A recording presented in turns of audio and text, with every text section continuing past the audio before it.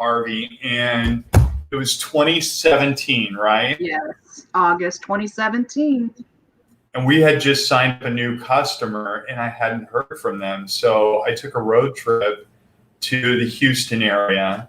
I was driving through all the expansive suburban areas, and I drove into one area, and you could see that it sat lower, like it sat below, the not sea level, but you could just tell it was kind of a depressed, low-lying area. Sure. And the water lines on the buildings were like midway up to second stories. And sure enough, I drive up to the center that we had lost contact with, and all the furniture had been gutted. I didn't catch up with the owner on that trip, but I was just like, oh, what am I thinking? They are going through so much. We did eventually catch up, and they did recover quickly, much more quickly than we would have suspected. But you had personal real estate that was affected for over a year, right? Yeah, it was probably, the storm happened mid-August or 26th of August, I guess.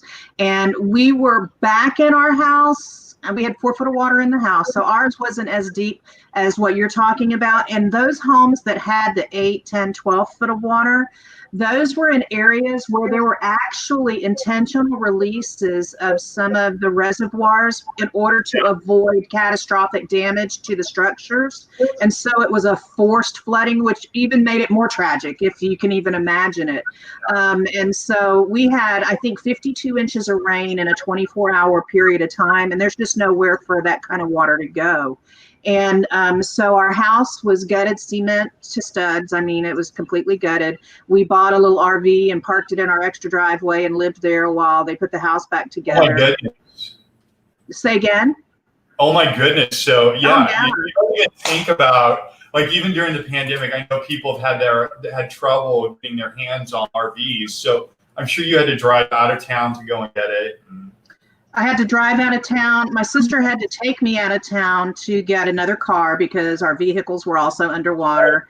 I went to Dallas to get my car. My husband had to have a truck brought in from North Carolina. And so, yeah, it was such a strange thing. And I'll tell you, this week especially, of course, we had a near miss here again just a couple of weeks ago with Hurricane Laura that went north and east of here. And then, of course, right now they're dealing with Hurricane Sally. That is a lesser version of Harvey, where it's one of those just stuck, slow-moving rain. Yes, and it's just pouring rain on them. And I was up, I'll tell you, I was up late last night watching, my heart hurting for them.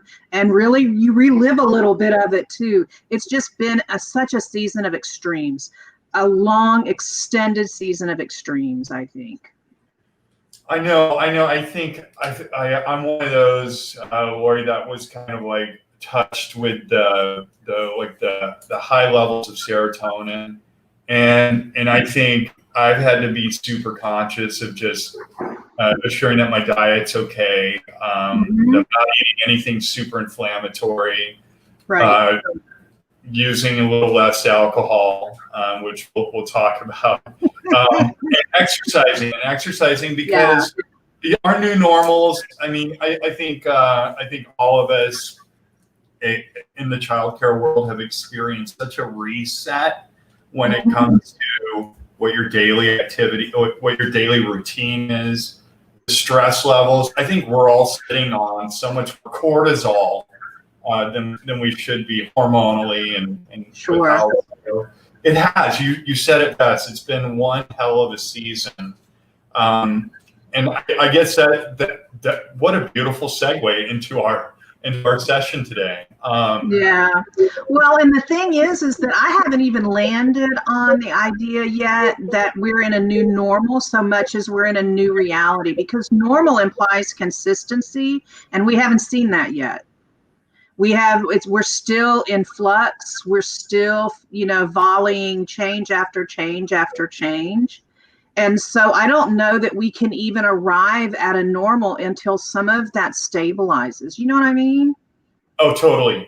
100%. And like the daily cadences and kind of like even for our owners and directors that we both support, being able to build tools for them that will help them model what tomorrow looks like. And I have this new sense of having to report our results and trying to understand what's going on. It's impossible. It's impossible. Yeah.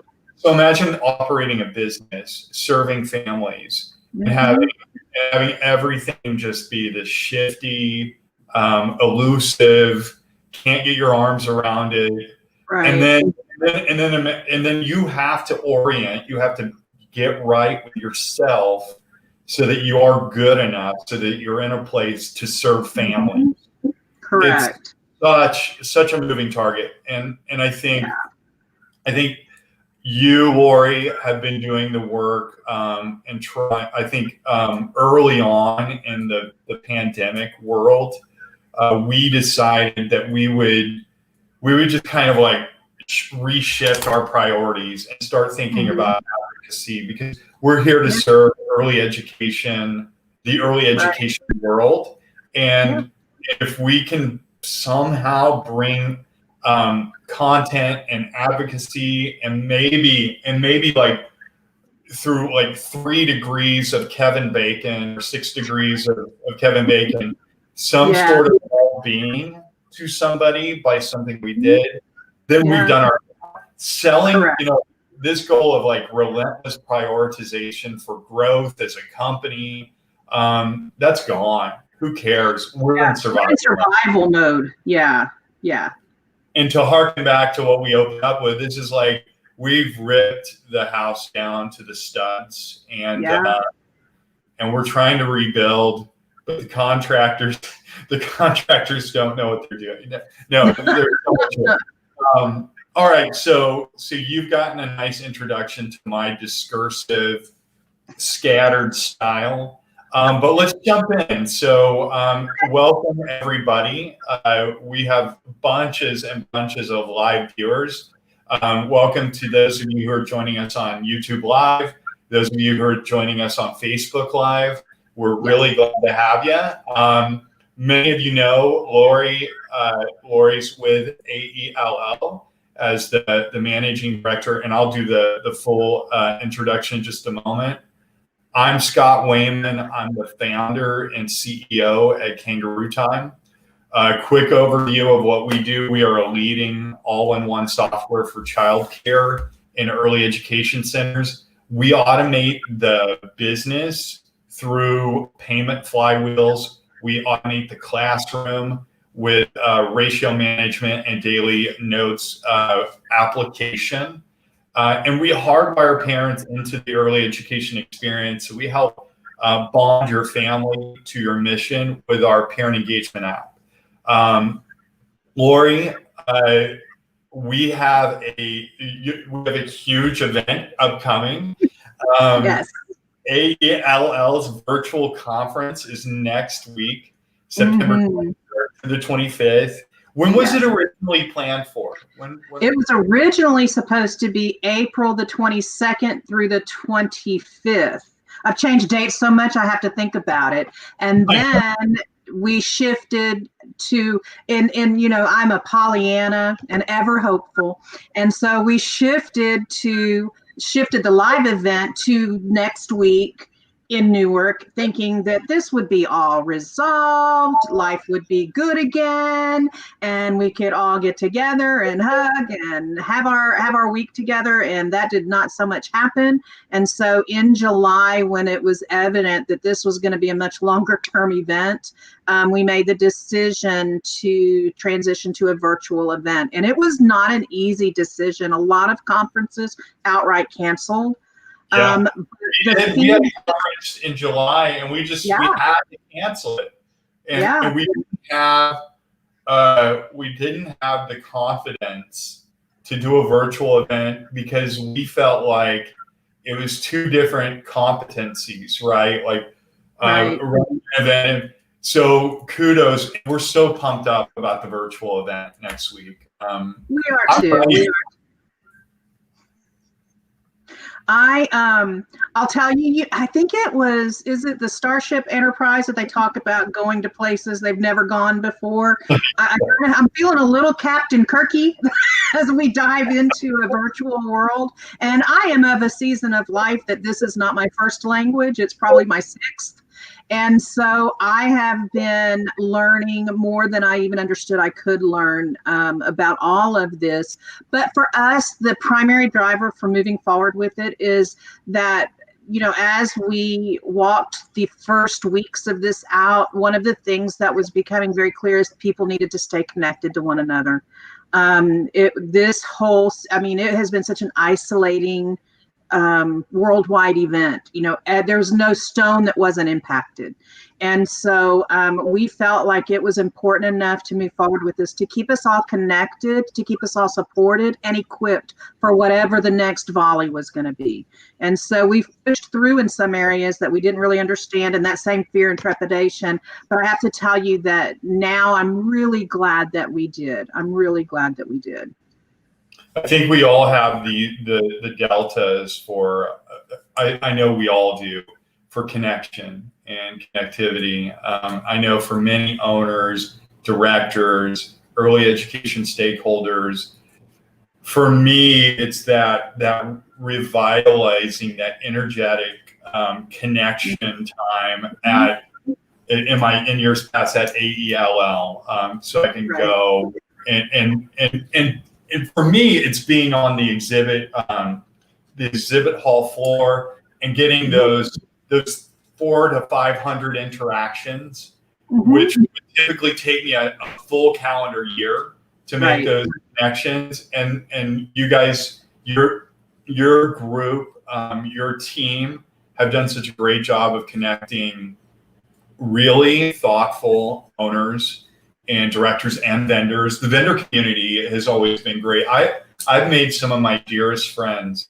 That brings me to my next point, which is, so the virtual conference is next week. We'll be co-hosting the happy hour next Thursday at the conference. We're really good. What does that mean? Because the dance nights with Joe Bonner, the fun we've had, are nights where I've had maybe a little much to drink and really let what little hair I have left down. So what is that night going to be like? So to some degree, we'll all find out together. But because, we're all on the Starship Enterprise next week. But our hope and our goal, Ron and I have been doing this small talk episode since early in April. It started out as this 2 time a week event where everybody just kind of came to the watering hole and, connected, survived a minute, and then we, went back to the trenches.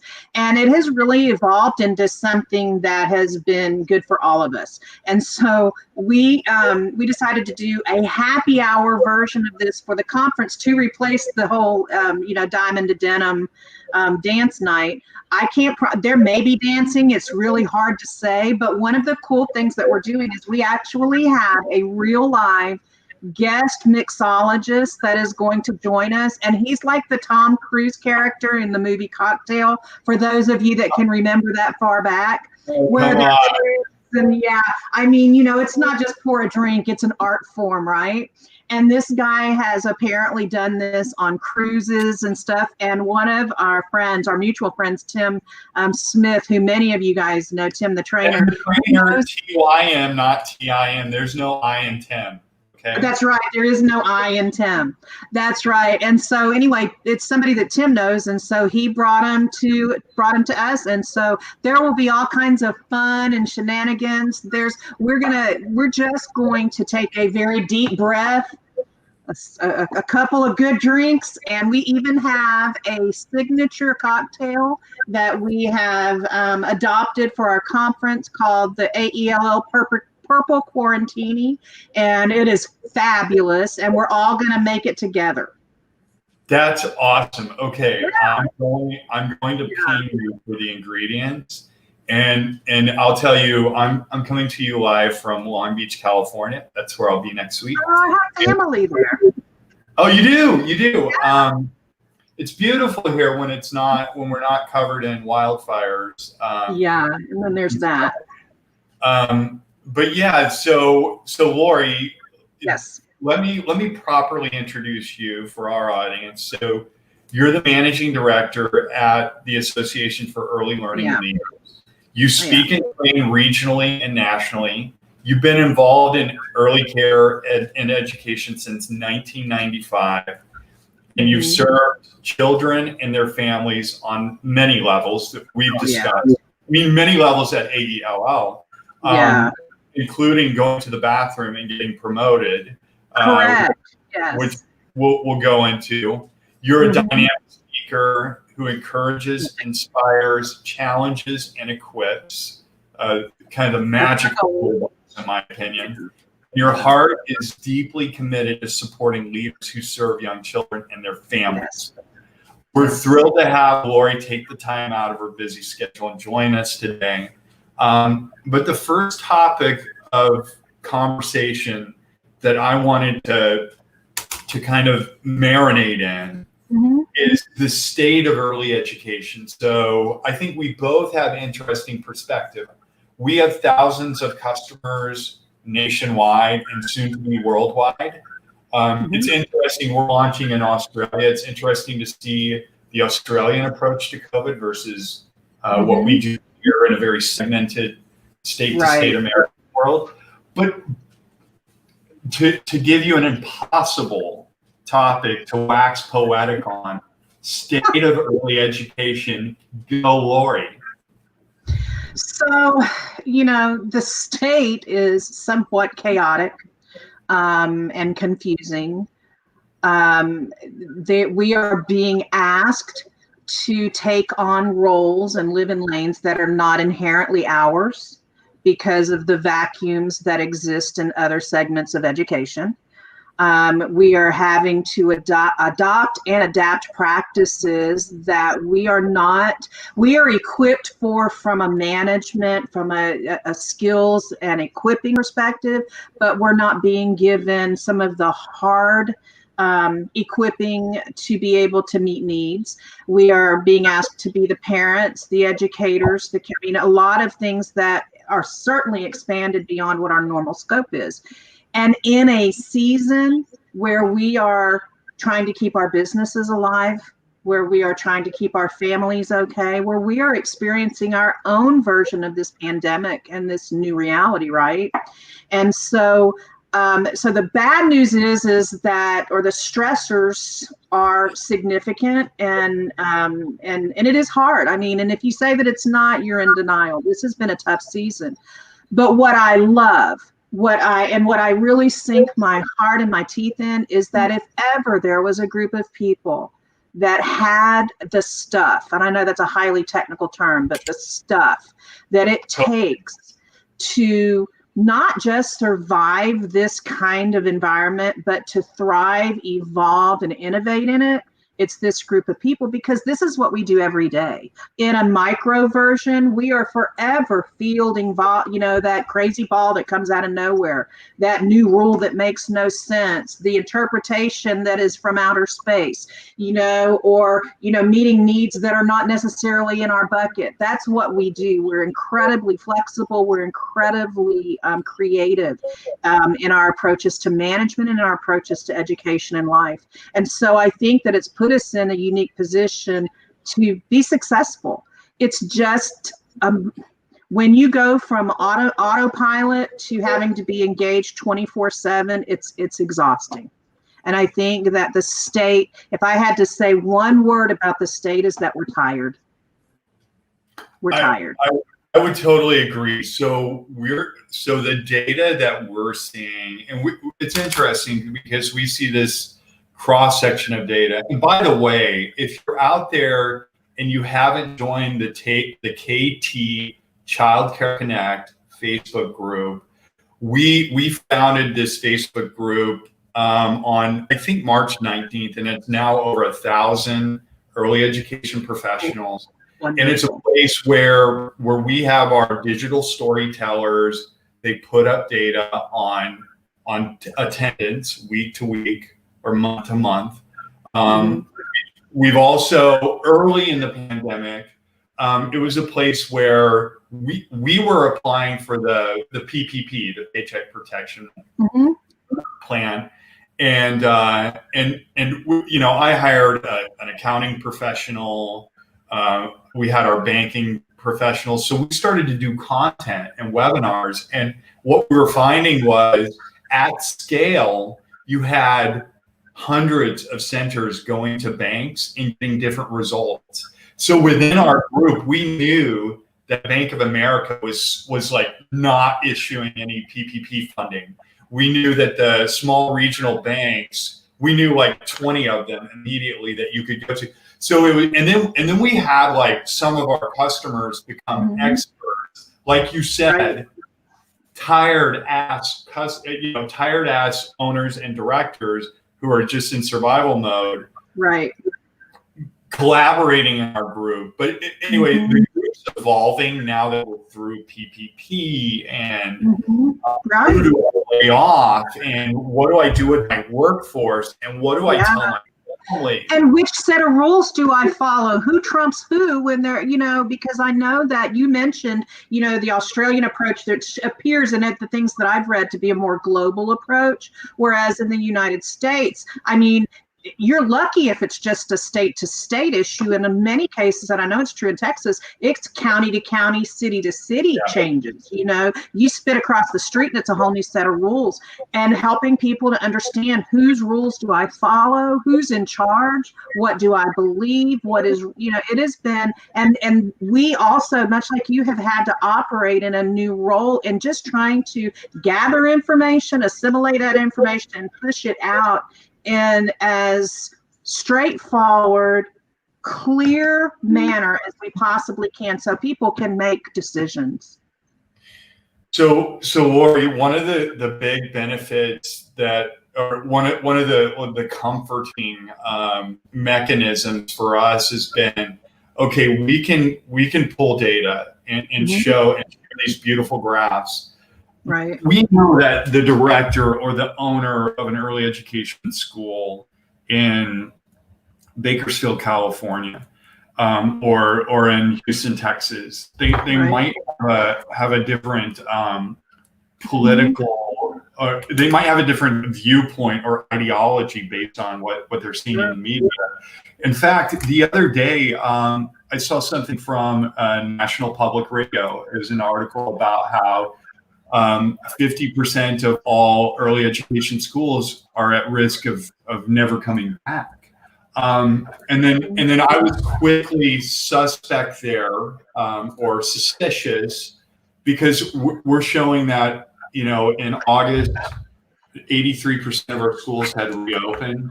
And then in September, we were at or near like 95%. So what media is putting out there is a little bit different. Now, that's not to say that our centers aren't distressed, but the data that we're seeing is positive. Lori, from your perspective, what is the data like? What are a couple of the data points that you would like to share? You know, my data points really have to do with live interaction with live people, and not, you know, numbers. Because that's where the real story is, you know, is this working? Is it not working? Are we going to be okay? Are we not going to be okay? I think that a lot of the 30,000 feet data that we see coming through the, you know, the various news outlets really is filtered through a lack of understanding of what we do, why we do it, and how we do it.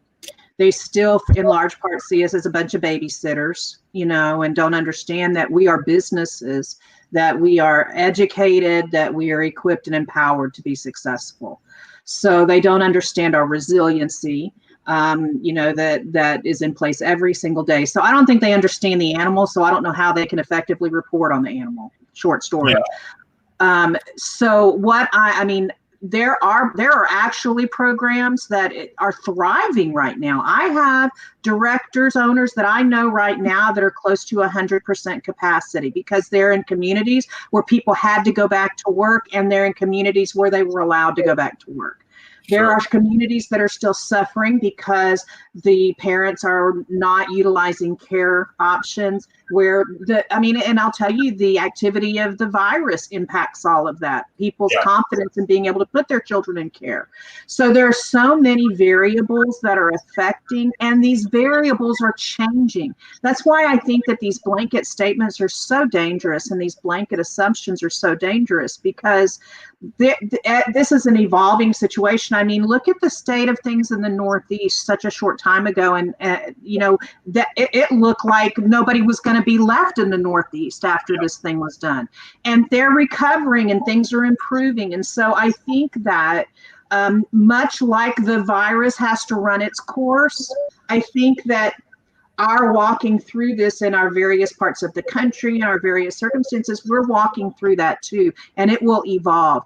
And yes, there is I know personally owners that have had to close permanently. It's been heartbreaking. It just really is, because the dollars and cents just can't work. But I think that on the other side of this, I think history has proven that where those holes are, they will fill back in, that we will reimagine, reinvent, and we will re-engage in this field, because childcare, the need for quality education and care for children is not going anywhere. People have to work. They cannot have their children at home while they are doing their jobs. Life is going to have to go back to what we understand to be functional at some point. I think it's just taking time.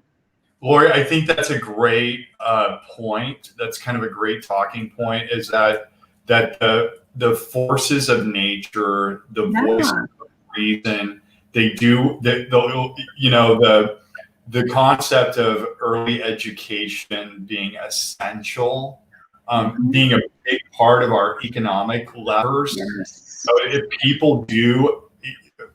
people want to normalize and go back to work, we are essential as providers of early education and as builders of bodies, souls, and minds. So, and let me just reiterate: I don't want to sound insensitive, or like I don't want to paint a rosier picture than what our data shows. So, though 95-ish% of our centers have opened, attendance has slowly. I think we're at like 61% of what January numbers were, and that's a cross section nationwide. There, like you said, there are centers that are running at 100%. We're hearing, there are a few outliers that have said, "Hey, we've got these open programs now." They're calling us, asking us what to do about connectivity, because they're bringing in school-age children to facilitate their remote learning. So there are some opportunities. Let's talk, Lori, your background is kind of anchored in professional development and training. And this is a really challenging time for leaders. So what advice would you give to an early learning leader as they're embarking upon this? I guess they're embarking on like fall or whatever coming back. It's also fluid now, It's also fluid. But what are your as an early learning leader at a center, what are your big areas of focus when it comes to professional development? So a couple of things. One, I think that we need to acknowledge that, you're not going to be able to maintain maybe the training pace that you would in normal times. Our conference is a perfect example of that. We typically don't offer single day options for our conference, and it's not because we're not nice and we're not accommodating. It really is because the purpose of this conference is to really create a wholeness approach to training and development. And we feel like there's value, not just for them to engage in the sessions and what have you, but the networking and the time away to rejuvenate, refresh, right, and recharge. So typically we really encourage people to engage in the entire event. But life dictates currently that people are having staffing challenges. Life is chaotic. The days are changing. No 2 days are the same, definitely right now. And a lot of these leaders just can't commit to being anywhere for 3 days. And so we've made accommodations in the scope of the schedule to create single day or single event options so that they can at least get, because like I said, our overriding goal in pushing through was to maintain connectivity, equipping, and support for these leaders. So looking for opportunities that are going to create flexibility in your engagement and that professional development, that connection, that networking, because I'm going to tell you something, as a leader, if you're empty, whether it's your skill set is empty or stagnant, if you're emotionally stagnant or empty, if you are psychologically empty and stagnant, physically, it's going to reflect itself in your leadership and your ability to support the people you lead.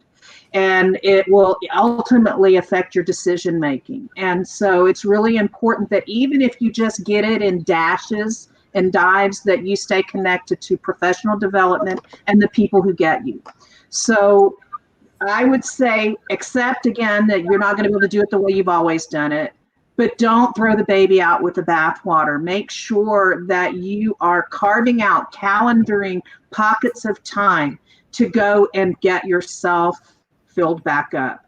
If you are, all of us are operating in lanes that are maybe not native to us. And so those are going to be important areas to shore yourself up. So if you are, providing extended learning and virtual learning experiences for school agers, you need to take the time to learn how you're going to support those efforts.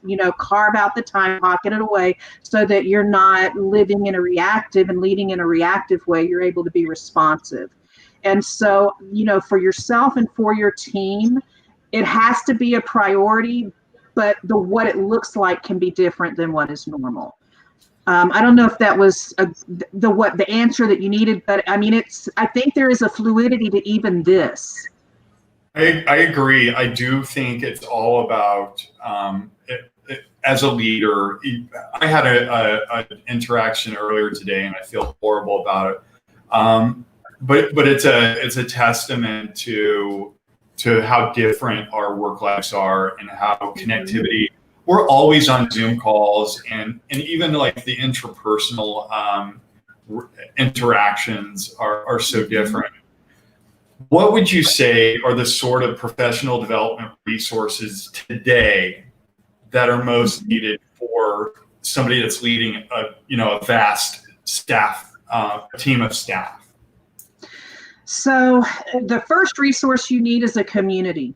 You need to have it can be a small group or it can be a large group of people that you can reach out to live and in person, not that you sit by as a spectator, but that you can ask questions, that you can be honest and open about what you're walking through, where you're struggling, what your needs are, etc. So if you don't have a community, you need to find a community. And I would invite you to consider, Scott's got a community going on with his Facebook page. We've certainly got community going on all over the place at AELL because it's just part of our lifeblood. But you need community. So that would be the first thing that I think that you need to have in place, because I'm going to tell you that a lot of the other resources that you need, practically speaking, are going to be found in that community. If you need an accountant to help you understand how to navigate the PPE stuff, the PPP stuff, if you need to know where to find the PPE, there's so many acronyms in 2020. I'm just telling you, but I'm like, what next? But if you need to find resources, we've been helping people find masks. You help them find the equipment that they need at cost that they can afford. You may need to find staffing or find resources that can help you find staffing. And I'm going to tell you that a lot of the resources that we need are found in those communities, because we're all looking for the same things. We're all in the same boat. And so that community is critically important. I think that you also, as a leader right now, you need to, I'm going to reiterate it, you've got to do what's necessary to take care of yourself, because the team in your building isn't the only team that you're a part of. You have a team at home. You may have a team in your place of faith, in other parts of your personal life. And if you're not okay, they can't be okay. And so making it a priority to take care of yourself. When we were talking ahead of time, Scott, you were talking about the very intentional decisions that you're having to make about your health, about what you eat and how you exercise and your rest and what have you. And I have to tell you that this season is using a lot more of us. The brain likes to work in an efficient manner. Once it establishes a routine or a habit or something that's predictable, it files it away and then it can work more efficiently. Well, there's nothing normal or consistent. So your brain is operating at a high level all the time, and it's exhausting. And so making sure that we're doing the things that we have to take care of ourselves. I do want to tell you, one of our responsibilities is to take care of our people, these teachers in the classroom, and they are living in the same stress-filled world we do. And our closing keynote this year for our conference is Sesame Street and Communities, Jeanette Betancourt. And I was on a call with her yesterday just to do the nuts and bolts of keynote setup and what have you. And I continue to be blown away by the resources that Sesame Street and Communities has for leaders and teachers in early education. They are free. They are plentiful. They deal with every imaginable topic. They talk about, the stressors that we're walking through. They have very specific COVID-related resources for teachers in classrooms to support children and for leaders to support teachers. And so it's sesamestreetsandcommunities.org. I sent both of my daughters to those resources yesterday because they have young children and they're having challenges as moms. And so I highly recommend that you find those resources and you share those types of resources with the people that you care about, which I hope includes your team. So yeah, I think that the biggest resource we have right now is each other. Yeah, so there's an old saying when it comes to financial health, and it's the number one concept to achieving financial health is contentment. Yes. And I think you're right. I think we are so we all undervalue self-care and getting to that place of contentment.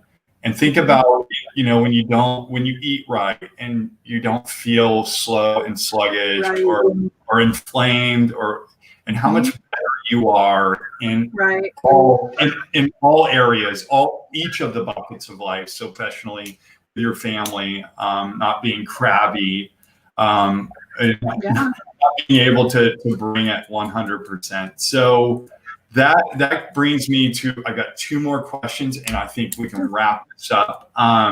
So a lot of centers are putting off professional development at the moment due to lack of time in the current environment.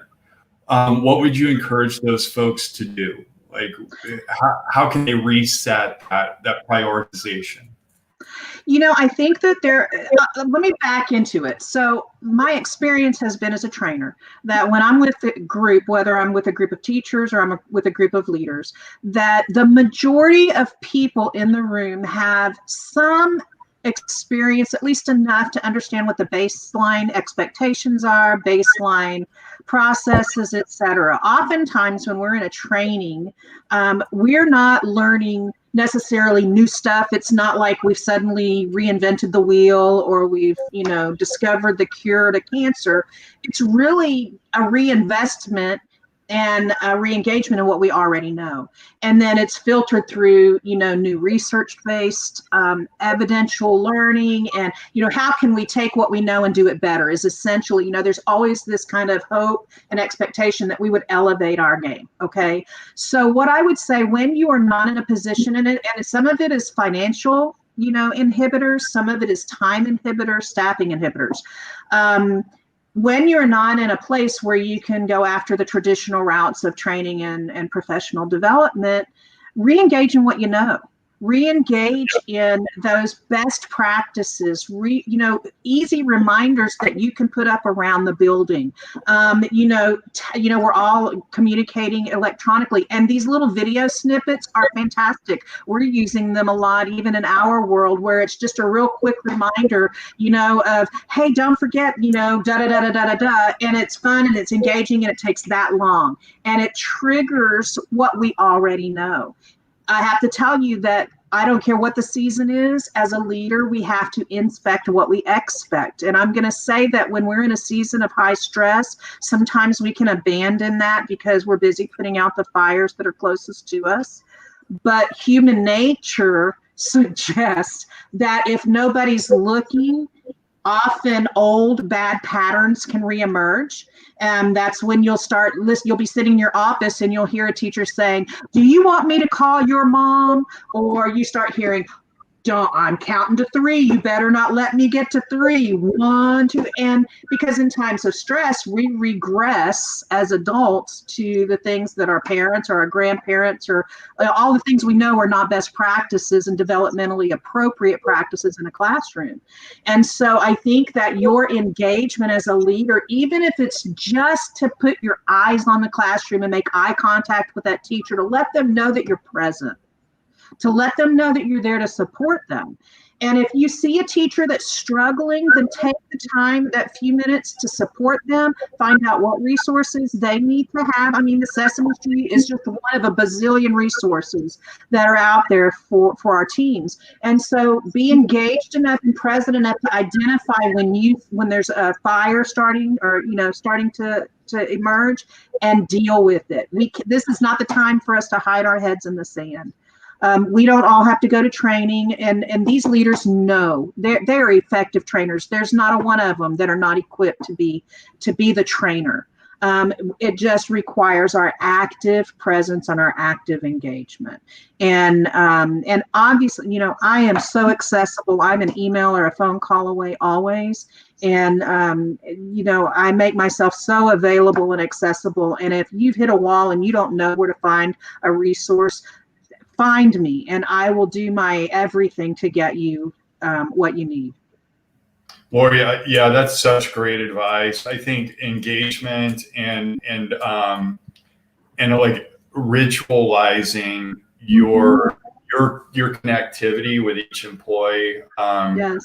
I know when I was operating in a center, I had what was called the hour of power, not to steal from religious programming. But in that hour, if I had 10 employees that were there, I give myself 6 minutes to go and like have real time daily 6-minute engagements.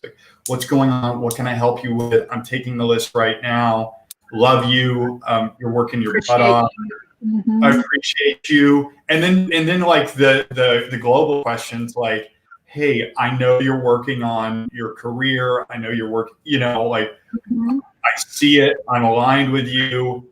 And those daily check-ins that are meaningful, we all come to work, especially in this industry, to serve a greater good, to build bodies, minds, and souls. But all of us need that connection, that human nature, originated need for encouragement, and to be working towards something that we believe in, and that's people. So well, and I want to just throw something out there as well. When you're I believe and advocate in exactly what you're saying, that you protect that time like you protect your children. I mean, it is holy time as far as I'm concerned. And so when you're in those moments, and it's so important, you don't bring your phone with you, you're not checking your email or your text or anything else, you are fully present.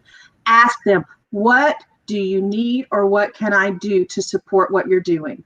Because oftentimes they know what they need, they know what they don't know, they know it's all there, but they see the stress you're under, and they don't want to pile on, or they're afraid that maybe you'll think that they're not equipped to do their job, or there's a lot of reasons why they won't use their voice. But if you extend the invitation, you're going to find out, they'll tell you what they need, and that allows you to connect them with what resources are going to support the work they're doing in that classroom. One of the events we're doing at conference is exactly that same thing. We're doing these small group roundtable conversations, and I've got some very specific intentional questions for discussion that their purpose is for us to understand what these leaders need, so that I know, as the head of this association, how do we build our resources and show up with what they need. And so those kinds of conversations with your staff are gold. Lori, so I want to ask you a really important question. I mean, this is kind of, so I know you're excited about our happy hour, but Yes. what are you most excited about at next week's event? Okay, it is probably the silliest thing in the world, but the thing that I am the most excited about is getting into those small group settings, and I'll be blipping in and out of all of them, and being able to put my eyes on these people that I love so much. I mean, my best friends in the entire world, my soul sisters, and my soul brothers have come from this group of people. The people, I was at 4 o'clock in the morning in the middle of Harvey, sitting out in the flooded street waiting to get rescued, and those were the people that I called. So that tells you about the depth of connection and community that we have here at AELL.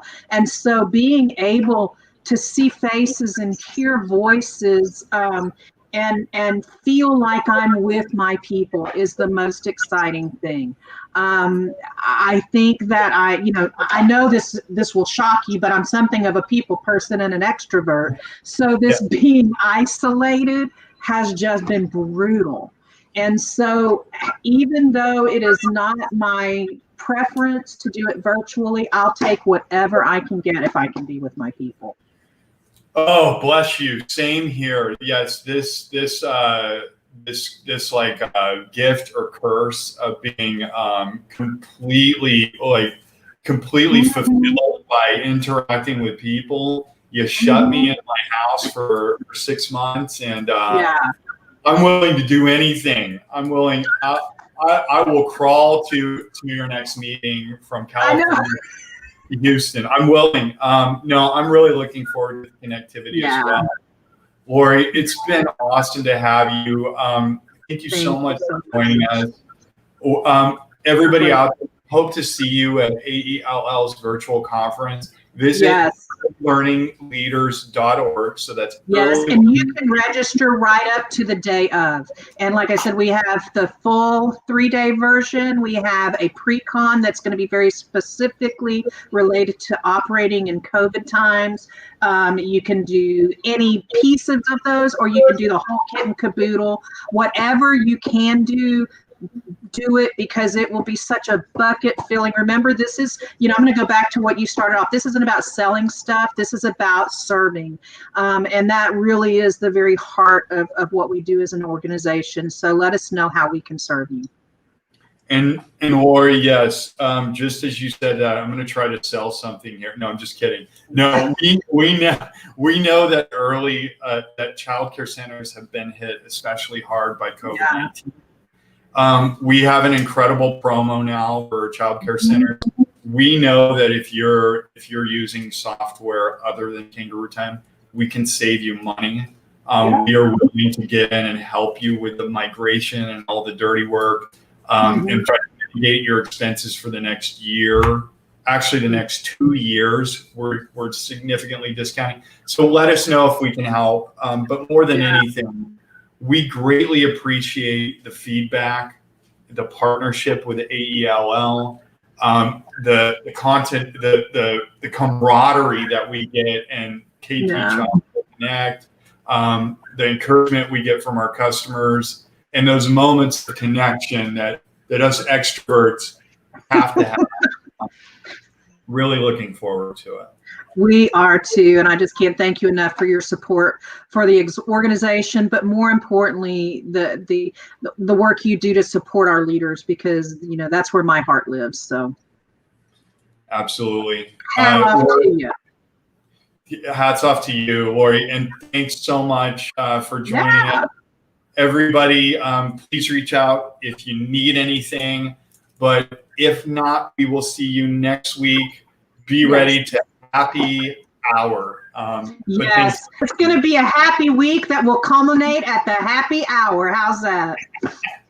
I love it. I love it. All right, Lori, thank you so much. You're welcome. Bye, guys. Have a great rest of the week.